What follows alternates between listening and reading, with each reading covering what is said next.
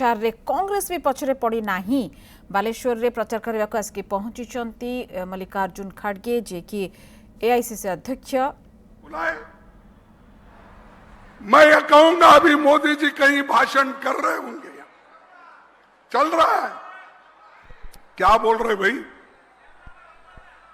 चल रहा है, देखो चलने दो, उनकी गाड़ी 4 तारीख तक चलेगी। 4 तारीख को पेट्रोल बंद होगा, तब उनकी गाड़ी भी बंद होगी। और इस बार वो अधिकार में आने वाले नहीं हैं, इसीलिए गड़बड़ कर रहे, बहुत कुछ बोल रहे।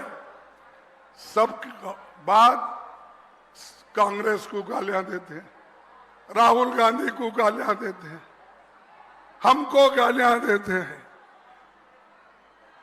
एक तरफ सोनिया गांधी, जवाहरलाल नेहरू, इंदिरा गांधी, ओडिशा को चाहने वाले लोग, एक तरफ मोदी जी जैसे लोग ओडिशा को बदनाम करने वाले, द्वेष करने वाले, मदद नहीं करने वाले लोग एक तरफ है। इसलिए आपको होशियार रहना चाहिए। होशियार रह के 1 तारीख जो इलेक्शन होगी, घर घर से आदमी उठकर अपना वोट डालने के लिए तैयार होना चाहिए। ये मेरी आपसे विनती है, अगर हम ओडिशा में 50% जीतेंगे तो देश में हम हुकूमत जरूर करेंगे, ये मैं आपसे कहना चाहता हूं।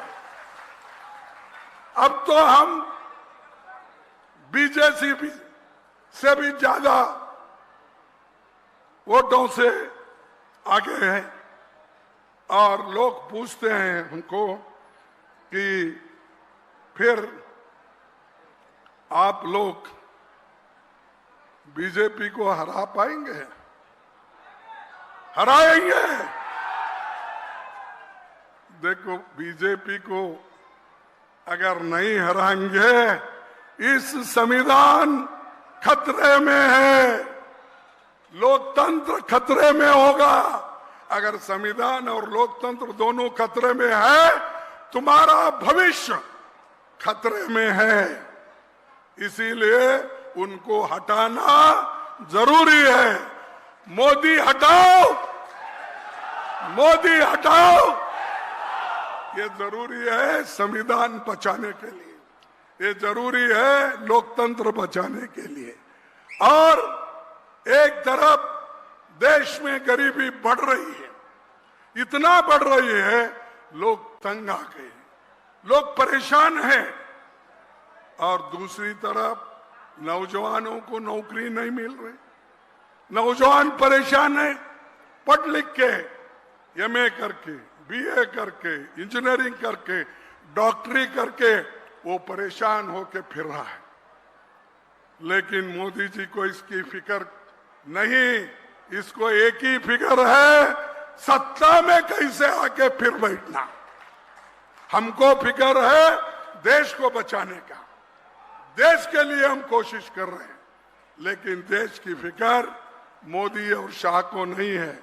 वो सिर्फ कांग्रेस को गालियां देना, यही बात करते हैं, और खासकर गरीबों को जो आज रिजर्वेशन मिला उसको खत्म करने के लिए वो पूरी कोशिश कर रहे हैं।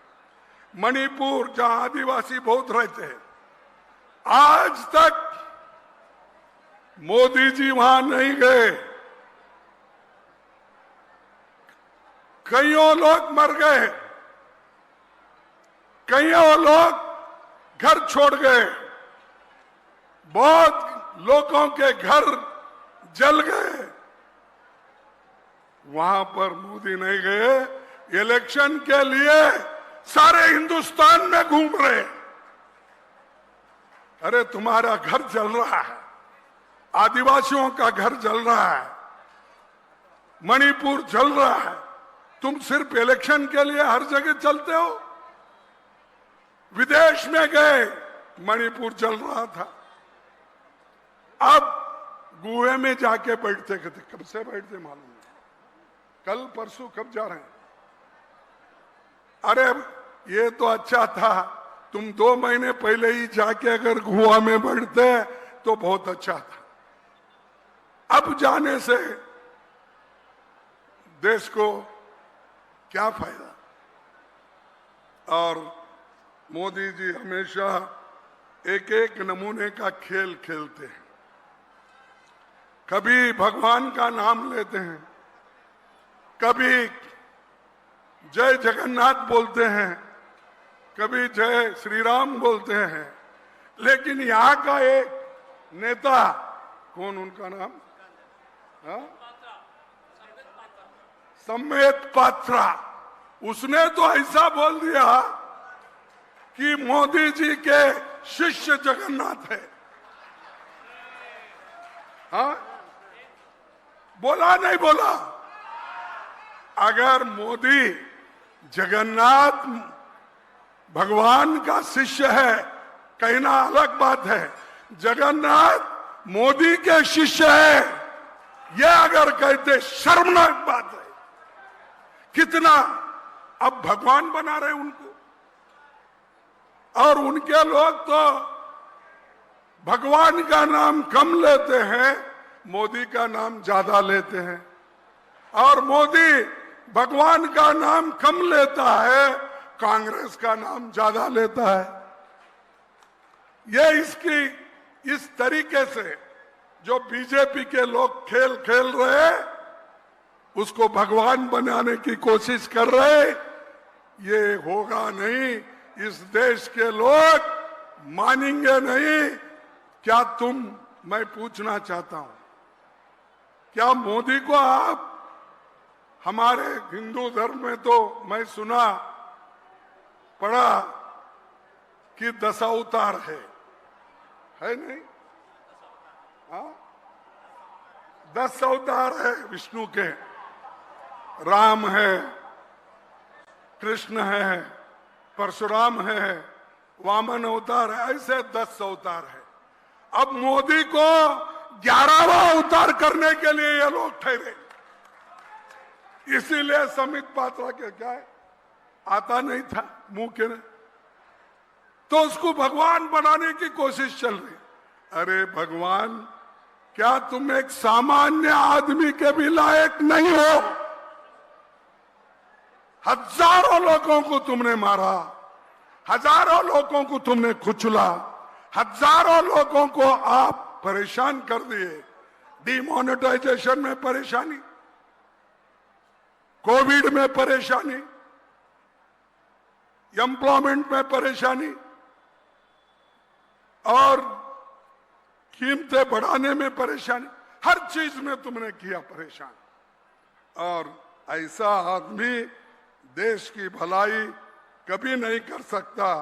इसीलिए इस बार याद रखो, गठबंधन की सरकार बनते ही हम इस देश में 2 महीने में 30 लाख नौकरियां भर्ती करेंगे। चाहे वो उड़ीसा में हो, सेंट्रल गवर्नमेंट में हो, ये सारी चीजें हम करेंगे। और मोदी ये कहते हैं कि कांग्रेस की जो मैनिफेस्टो है, वो मैनिफेस्टो चंद लोगों के लिए है,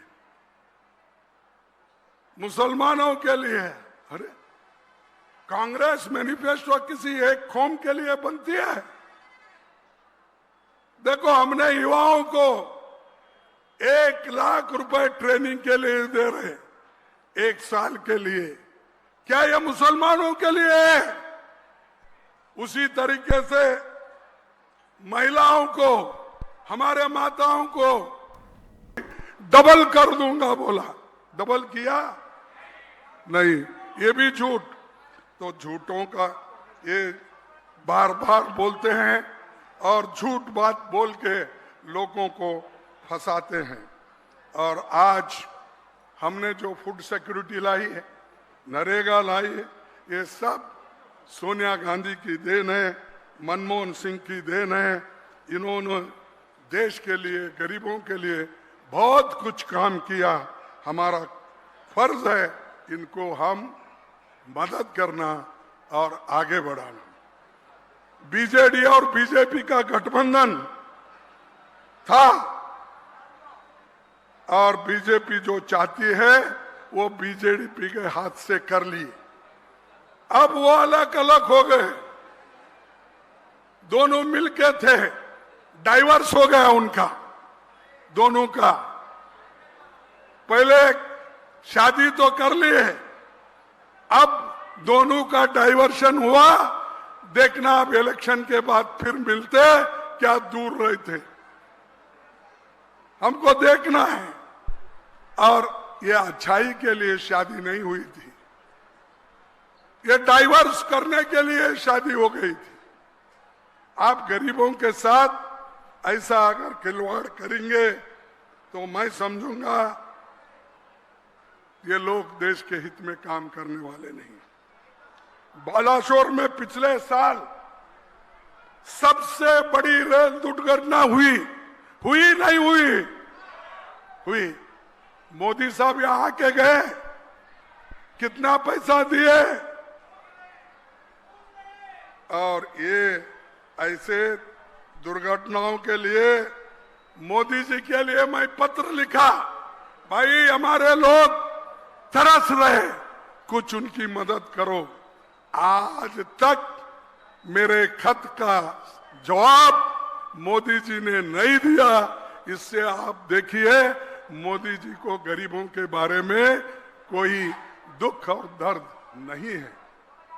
इसीलिए हम ये चाहते हैं कि इस सरकार को हटाएंगे और नई सरकार हम बनाएंगे।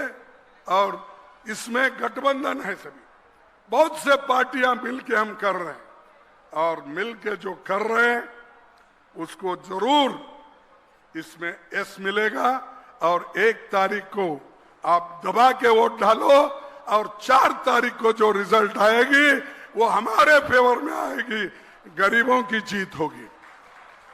बस इतना कहते हुए मैं अपने भाषण को समाप्त करता हूं। उससे पहले एक बात बोलता हूं, जो हमारा जो है 1 लाख देने का युवकों को, 1 लाख महिलाओं को देने का, एक गिनती करो का, दूसरा किसानों का कर्ज माफ करने का, और नरेगा में 400 रुपए देने का हम काम किए हैं। अब और एक है जो गरीब ओडिशा में, आसाम में और छत्तीसगढ़ में ये जो आदिवासी लोग हैं,